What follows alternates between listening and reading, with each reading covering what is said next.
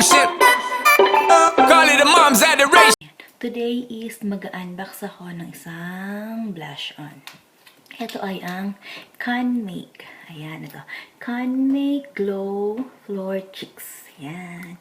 Dito ko siya nabili sa Japan. Ang price niya is 800 yen. 800 yen ang price niya. Ito siya. Maliit lang siya.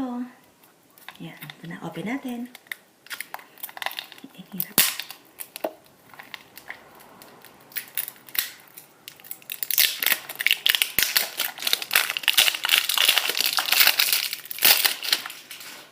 Siya. Ayan. Pag inopen mo, ito na kagad yung product. And meron siyang kasamang maliit na brush. Ito, sobrang liit lang niya na white brush. Siya, parang 1, 2, 3, 4, 5. Meron siyang 5 colors. Yung may mga art siya. May parang ribbon, may parang flowers. Ayan, ribbon, flowers, and then flowers. Kaya nga, floor, cheeks. Try natin. Ito yung maliit na brush nyo. Halit lang talaga.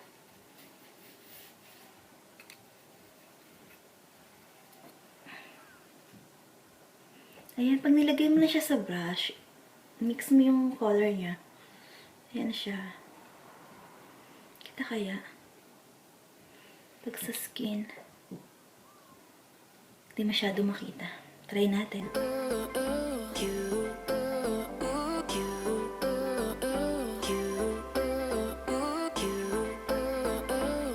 Medyo nagre-red na rin naman siya. Masyadong maliwanag, natural light yung gamit ko eh.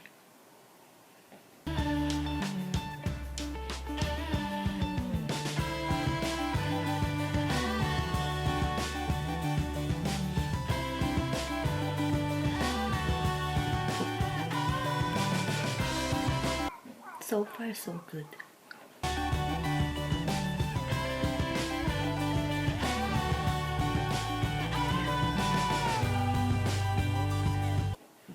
Okay naman siya, wala siyang amoy.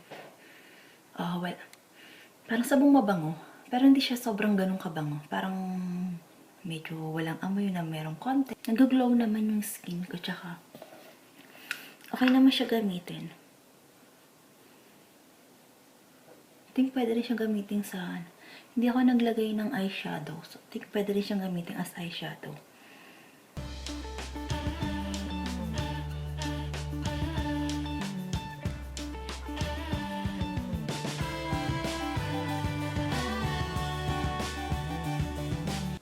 Tinry ko lang gamitin as eyeshadow. Okay naman siya, kaya lang, ulit-ulitin mo lang kasi hindi siya yung na isang lagay mo palang is kakapit kagad yung kulay niya.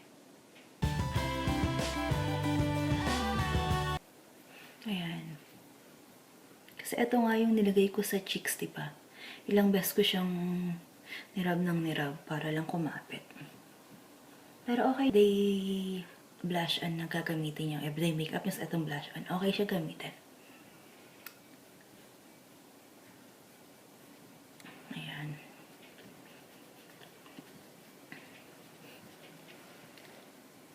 Diba?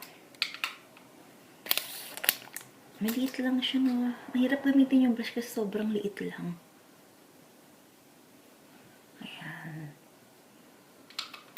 So, okay sa akin. Akong makeup guru, hindi ako magaling mag-makeup. Hindi ako pro makeup artist. Pero, milig lang talaga ako mag-makeup. So, okay sa akin tong Canmake na gamitin na pang araw-araw na blush on. Kasi, okay siya. Tsaka, hindi kagad siya natatanggal, oh. Yun na. Hindi siya kagad natatanggal. So, okay sa akin tong Canmake. Nalit lang pati siya. Ang cute. Okay. Thank you for watching. See you in my next video. Bye!